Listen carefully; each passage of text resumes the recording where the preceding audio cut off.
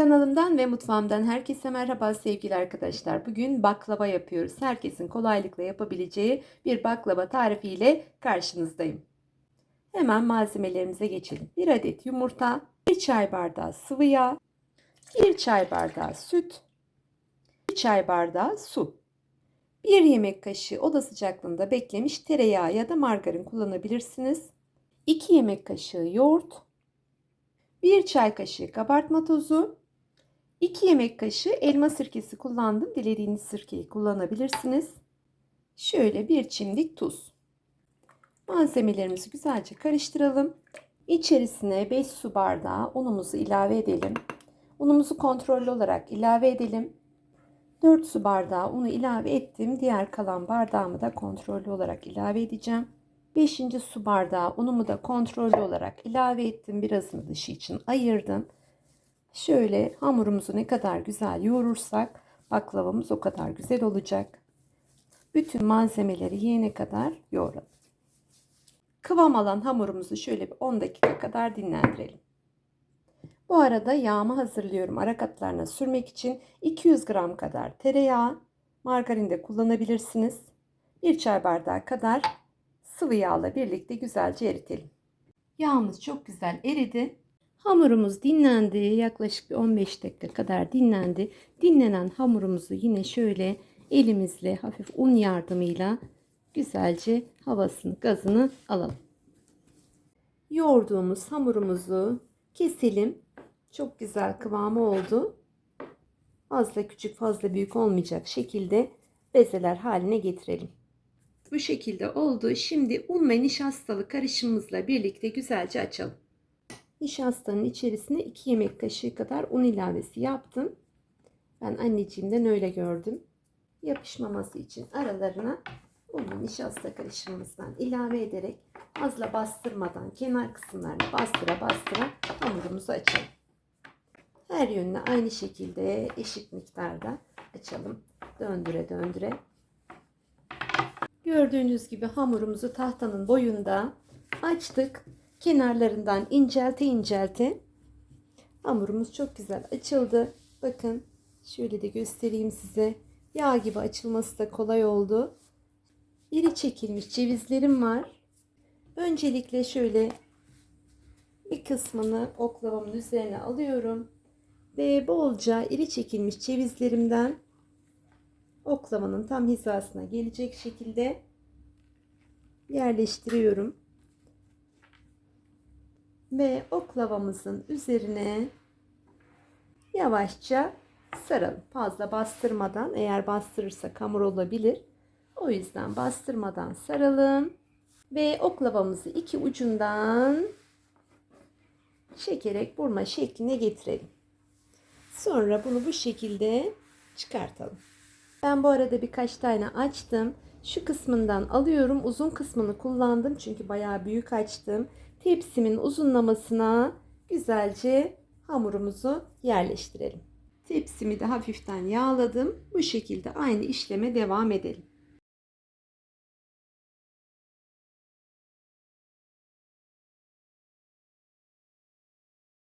Aynı şekilde diğer bezemi de yaptım ve tepsime yerleştiriyorum. Bu şekilde oldu. 5 beze hamurum arttı. Onu da yuvarlak bir tepsim var. Yuvarlak tepsiye gelecek şekilde açtım. Ara katlarına bu sefer yağ sürüyorum. Kenarlarını kestim tepsimin büyüklüğünde. Yağımın da tortu kısmı dibinde kalıyor. Yüzündeki köpüklerini de aldım. Bu çok önemli bir püf noktası. Üzerinden çıkanı da yine üzerine kapatıyorum. Katlarını çoğaltarak tepsimize aynı işlemi uygulayalım. Orta katına gelince bolca ceviz ilavesi yaptım. Şimdi kalan kısmını da üzerine kapatalım. En son bezeyi de açtım. Ve şöyle kenarlarından kestiklerimi de yine katlarına koyuyorum. 20 kattan fazla oldu. 5 bezem vardı. Kocaman kocaman açtım. 2'ye böldüm onları. Bir de kenarlarından çıkanlar olunca siz eğer tek kat açmak isterseniz, hani tek tepsi yapmak isterseniz bütün olarak kullanabilirsiniz. Ve en sonda güzel açtım. Yırtılmayan yufkamızı da tepsimizin üzerine kapatalım. Her tarafın eşit olmasına dikkat edelim. Yok, kenarlarına da şöyle bastırdım. Bu şekilde nasıl kesilir onu da göstermek istiyorum size. Tabii genç kızken öğrendiğim baklavayı, bütün herkesin baklavasını bana kestirirlerdi. O yüzden baklava kesmek benim işim. Tam ortadan keskin bir bıçak yardımıyla önce ikiye, sonra dörde bölelim baklavamızı. Bastırarak keselim ki alt katları da çıkartırken rahat olsun. Kestikten sonra buradaki bir bölümünü kesiyorum. Yıldız baklava yapıyoruz. Baklava şeklinde. Yine dörde böldüğümüz baklavamızın üçgen kısmını, dörtte bir kısmını tam ortadan kestim. Dörtte birlik kısmını hallettik. Diğer kısımlara da aynı şekilde, aynı hizada devam edelim. En son yerine geldikten sonra dipte kalan yıldız kısmıyla baklavamızın parçalarını birleştirelim. Yıldız baklava, ev baklavası bu şekilde kesilir. Kestiğimiz baklavayı yağlama zamanı. Her yerine, fazla dibine, tortusuna inmeden köpük kısmı ve tortu kısmı olursa baklavanın yüzünde yanıklar oluşacaktır, siyah olacaktır. Buna dikkat edelim. Diğer burma baklavamızı da tam ortadan keselim önce. Dilediğiniz büyüklükte kesebilirsiniz. Bu baklavamızı da bu şekilde kestikten sonra üzerine aynı şekilde yağını gezdirelim. Bu aşamada yağımız kesinlikle kızgın olmamalı. İlk sıcaklığı gittikten sonra yağımızı gezdirelim. Eğer kızgın olursa hamurun çabuk pişmesine ve yanmasına neden olacaktır. Şimdi fırına gitmeye hazır. Önce 180 derecelik fırında kontrollü olarak 10-15 dakika, daha sonra derece ayarını 160 dereceye düşürerek 150 de yapabilirsiniz. Yavaş yavaş kapatıp açarak pişiriyorum ben. İçini çekerek pişmesi hamur olmamasını ve çıtır olmasını sağlayacak. Eğer bir anda pişerse, üzeri kızarırsa baklavanız hamur olacaktır. O yüzden 160 dereceye düşürdükten sonra en az 50 dakika pişirmemiz gerekli. Baklavamız nar gibi kızardı. İçini çeke çeke tam 1 saat pişti. Baklavamız da çok güzel pişti. Sıcak tatlı soğuk şerbet ya da tam tersi soğuk tatlı sıcak şerbet olacak şekilde şerbetlerini dökelim.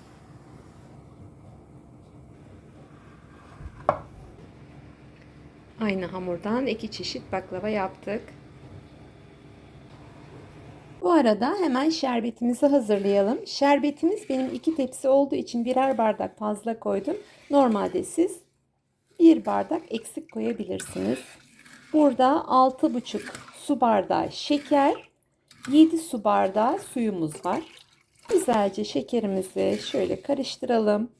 İçerisine kabukları güzelce yıkanmış 2 dilim limon ilavesi yapalım şekerlenmemesi için. Orta ateşte kaynadıktan sonra 17 dakika kıvamına bakarak kaynatmaya alalım. Şerbetim 17-18 dakikadır kaynadı. Bakın üzerinde köpükler çıkmaya başladı. Kıvamı gayet güzel görünüyor. Siz de kontrollü olarak kaynatabilirsiniz. Limonlarımın da rengi değişti. Artık şerbetimizin altını kapatalım. Ben baklavamı bir gün önce pişirdim. Şöyle hafiften ocakta çevire çevire hafiften ısıtıyorum. Çok değil, sadece ısıtıyorum. İlk sıcaklığı geçen şerbetimizi baklavamızın üzerine gezdirelim. Her yerine eşit miktarda.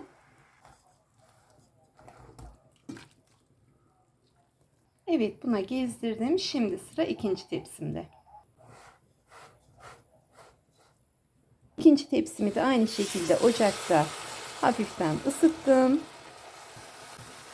Yani soğuk tatlı sıcak şerbet.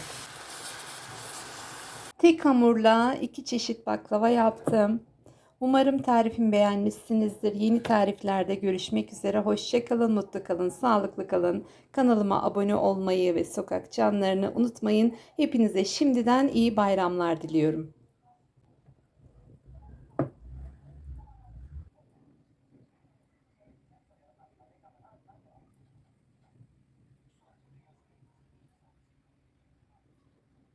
Şöyle baklavamı göstermek istiyorum size. En az bir gün bekletmeniz lazım. Bir gün bekledikten sonra daha çok güzel olacak.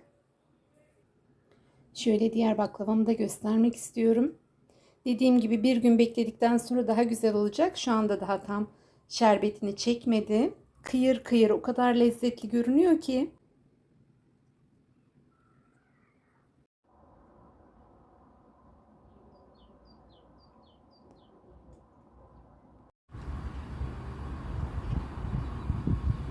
Severim seni.